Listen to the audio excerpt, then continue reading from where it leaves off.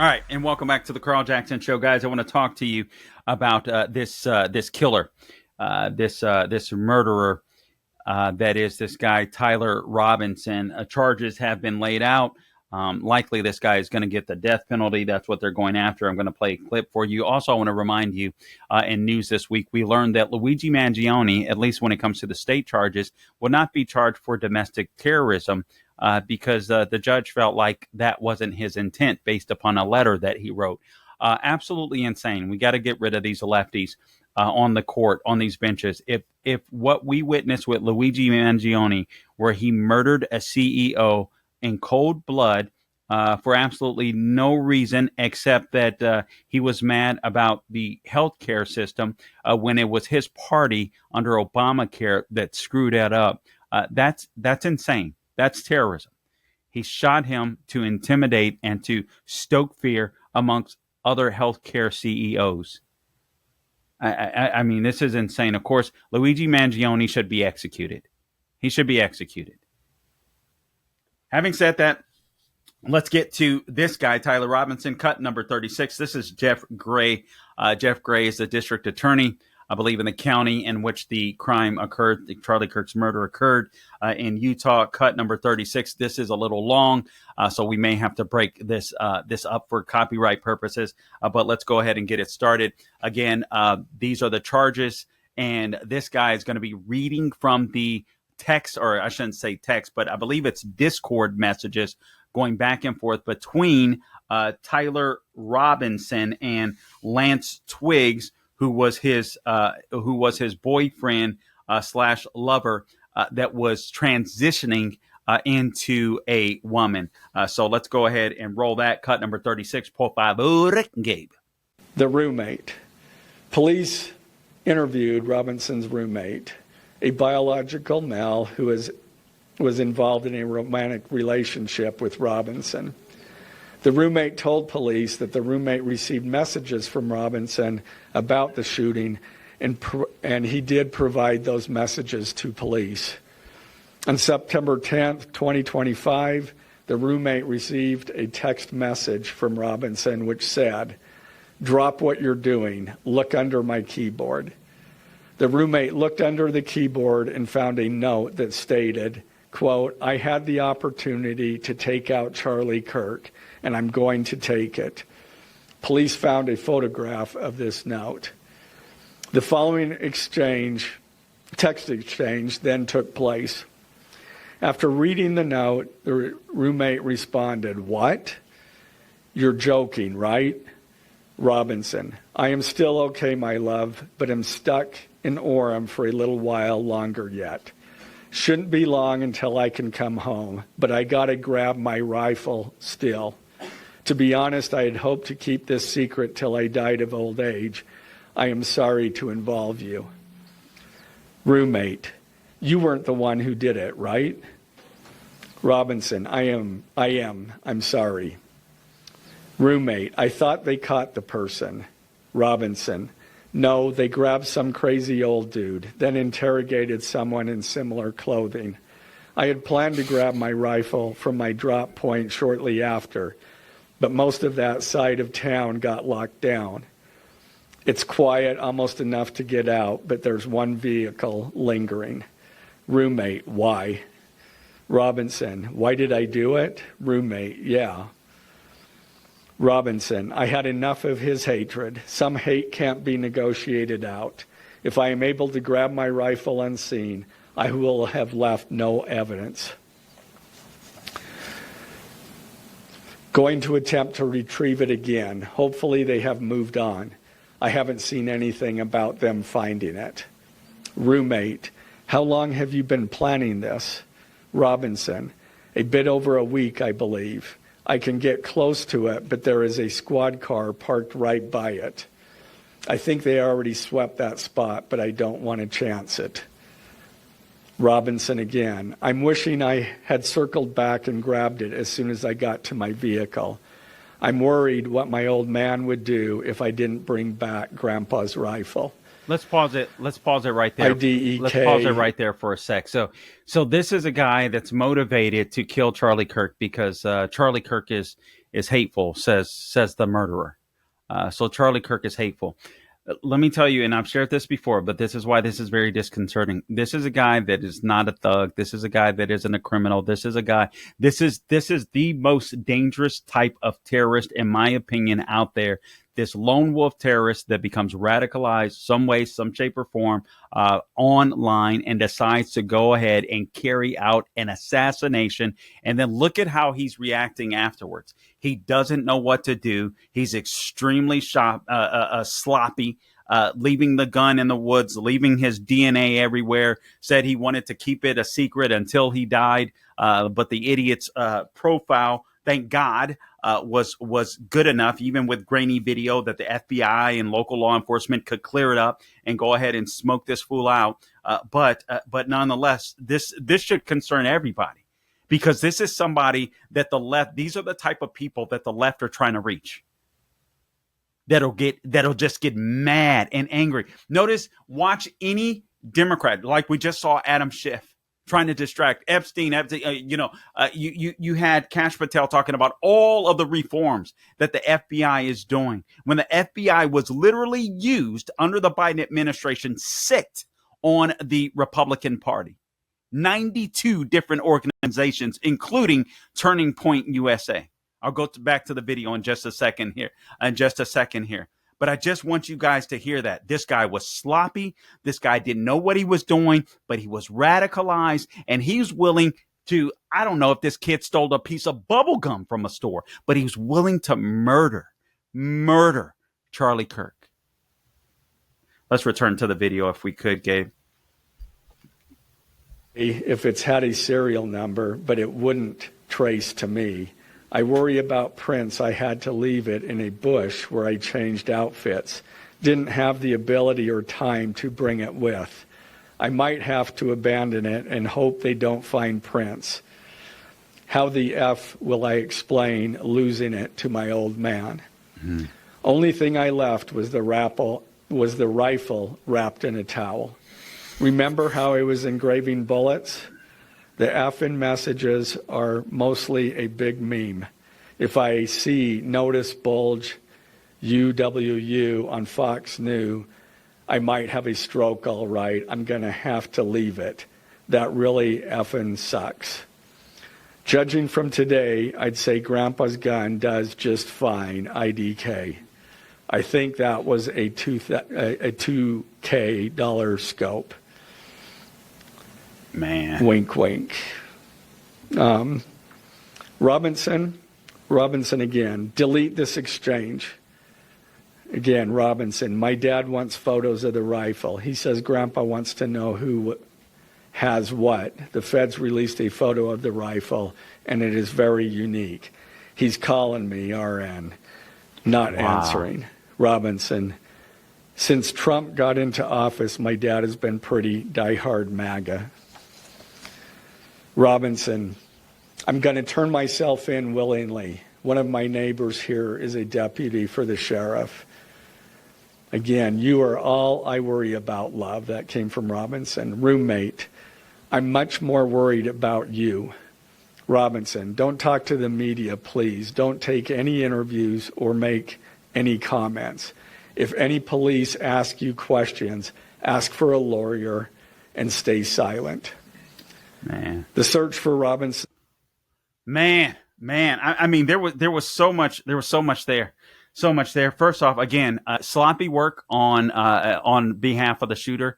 Thank God. And that's because this guy wasn't used to being a criminal, but just understand how quickly he was radicalized to the point where he did not. Okay, so he came from a conservative home. He was not conservative. He had turned far left. He was radicalized. He was in this relationship with a young man that was transitioning to being a woman, which we all know is impossible. He was involved in this fantasy world, this furry or whatever it was called. But notice this: sloppy work, loose lips. He wanted to keep his mouth shut until he passed away, presumably on his deathbed, or take this with him to the grave. He couldn't hold it in at all. This isn't a criminal. this is this isn't your stereotypical criminal, which makes this more disconcerting. But he was concerned about what his dad would think about him losing that particular gun. I mean, this is just fascinating stuff. And he was more concerned about his lover. Why was he concerned about his lover? Because I guess he had put him in danger, but he was also concerned because Charlie Kirk was so hateful. Charlie Kirk preached common sense, what over 90% of Americans believe, that men can't be women and women can't be men. So apparently Charlie Kirk was hateful. And so he had to do something to take out Charlie Kirk. Guys, in the next block, I'm going to talk to you about the media. And I want to talk to you about these people that have been fired, and the left and even some on the right are a little confused. Wait a minute. Don't we believe in free speech? Yeah, we believe in free speech. We also believe in accountability. And there's a big difference. And I want to share that with you because this is very, very, very important. We've got to restore sanity in America. And I think it's going to start happening now. Hey guys, Carl Jackson here for MyPillow. A major retail chain just canceled a massive order, leaving MyPillow with an overstock of classic MyPillows. Now it's your game. For a limited time, MyPillow is offering their entire classic collection at true wholesale prices. You get the standard MyPillow for just $17.98. If you want more, upgrade to queen size for only $22.98 or king size for $24.98. Snag body pillows for just $29.98. And versatile multi-use pillows for just $9.98. All you have to do is go to mypillow.com, use the promo code Carl, that is CARL, or call 800-858-0263. All right. Plus, when you order totals of $75 or more, you'll receive $100 in free digital gifts, no strings attached. That's right. Premium pillows at unbeatable prices and bonus gifts to top it all off. Don't wait. Head to mypillow.com right now or call 800-858-0263. And don't forget to use the promo code Carl, CARL, to grab your standard MyPillow for just $17.98. That is insane. Can't beat that with a bat.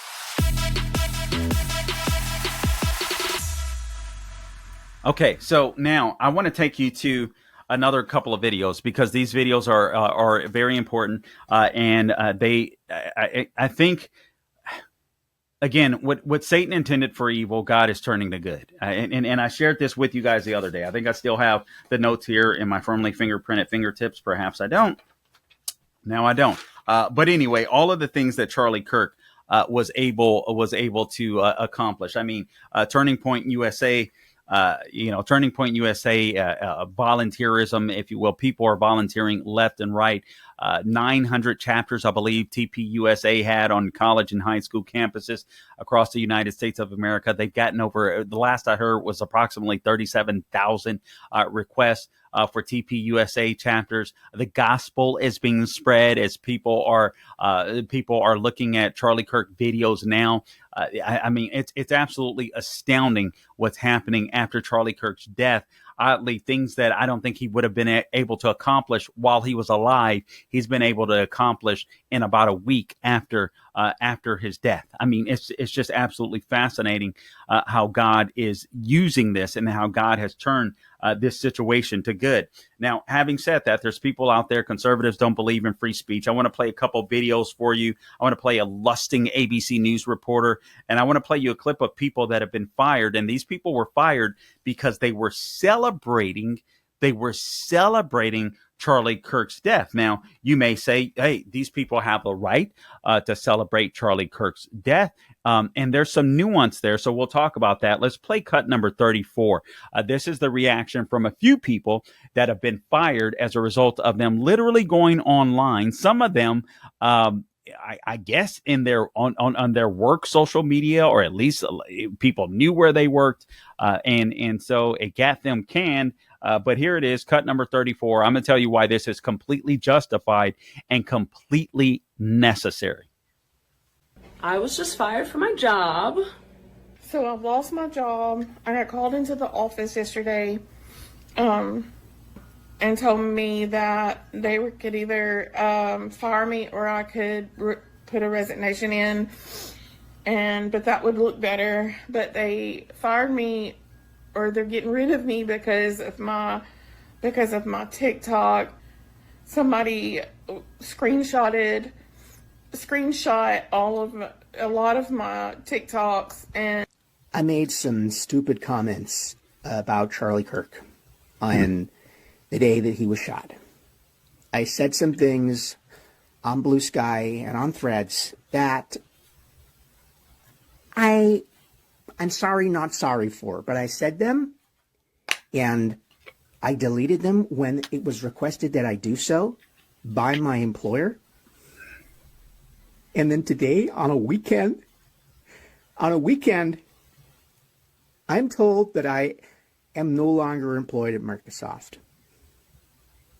After 6 years, building the diversity, equity, and inclusion department from scratch, I lose my job because one of you, some random person, reports my posts to my employer, goes out of their way to find out where I work, and takes my job, takes my security away from me for a thought, for an opinion. And you talk about freedom of speech like you care about it, and you're just going to take my money, my life, my food off my plate because I don't like Charlie Kirk? That's not okay. It is not okay to target me because I felt joy that day. I can't help how I feel. I felt joy. That's me. That's what I believe. Wow. That's what I think of him. I can't help that. Wow. So I don't deserve a job? You fired from my fucking job. I was just fired from my job. I was just fired from my job. I was just fired from my fucking job. I was just fired from my fucking job. Now I have nothing but this. I have nothing but this website. I have nothing anymore. I have nothing. I have nothing anymore. I have nothing anymore. I have nothing anymore. I have nothing anymore. Ah! Ah! Ah! Ah! Ah!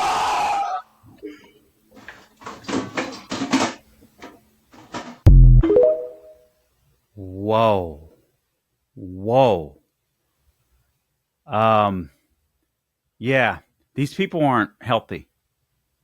These people aren't healthy. These people aren't safe.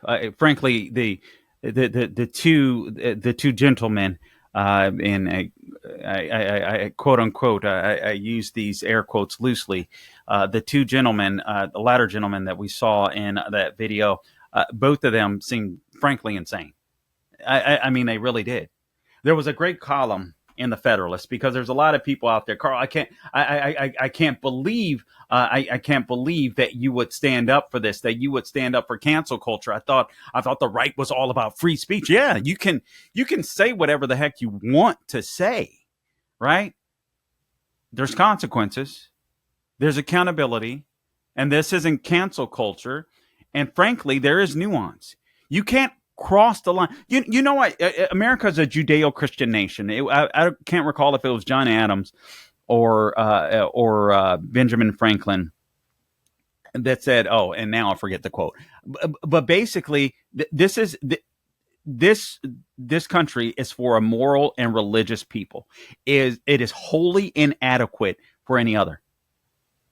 You have people that essentially, by celebrating the murder and the assassination of Charlie Kirk, are encouraging the assassination of others. You know, there's other people. You know, there's been a hit list put online. Have you guys heard about this hit list? Where was it? On my formerly fingerprinted fingertip of other lefties, thousands of lefties, naming people who else, others that need to be targeted for assassination. Joe Rogan, J.K. Rowling, Ben Shapiro, Matt Walsh, Donald Trump. They need to make a third go round at it. Libba TikToks, Chaya Raychik, Elon Musk, Andy No. Those are just some of the names that are circulating online by lefties who saying these people need to be assassinated, and they want to celebrate that. The guys, that's a life-threatening. This is life-threatening cheerleading. This isn't a company. If I'm Microsoft and I have a nut job like that working for me, and he's celebrating the murder, I would fire him right away, and I would encourage local law enforcement to make sure they check this guy out. You cross the line. That is a moral. The United States of America does not survive when we become morally bankrupt. These fools cross the line. Their employers can make a decision and with their private company to do whatever the heck they want to do with an employee. And no employer should want people that want to be murdered working for them. And if you do, you're just as sick. That is evil.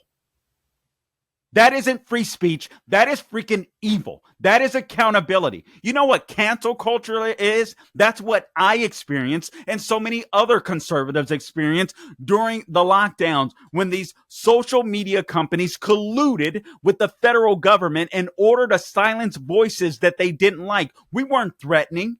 We were expressing our free speech, talking about capitalism, talking about Jesus Christ, talking about why we didn't want a jab in our arm. And we were the ones likened to terrorists, when in actuality, you have people that are murdering people on the left and people that are encouraging more murder on the left. And these people don't want any accountability. No. In order to live in a civil society, the only glue that holds together a civil society is morality. If the people are not moral, the society will not sustain. These morons should be fired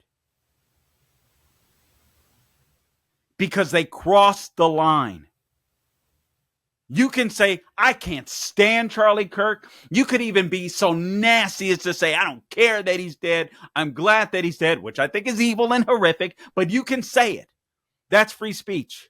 You don't say it in your workplace. You don't say it on your work platform. And by the way, if your employer decides that they don't want an evil, despicable person like you working for them, then they should fire you. Because it's not the same. This isn't cancel culture. We don't own the structure on the right that you guys had to cancel our speech on social media, in mainstream media. You guys held the government structure and tried to force us to take a jab that we didn't want to take. Otherwise, we were kicked out of polite society. We didn't do that to you, and we're not encouraging that. You can go on any social media platform. You can continue to express your thoughts, but what you can't do is celebrate murder. And what you can't do is encourage murder. Because if you do, you're a moron, you're evil, and you should be shunned. And that's exactly what happened to you. You're not experiencing cancel culture. What you're experiencing is what this young lady wrote about on the Federalist in a great column, Jordan Bird. You're experiencing accountability. It's as simple as that. You're experiencing accountability. And I'm glad. Guys, you want to see these assassinations end? One of the things that has to happen is we have to make sure that society and people living in American society remain civil. Civil people do not encourage murder and assassinations, and they don't celebrate them.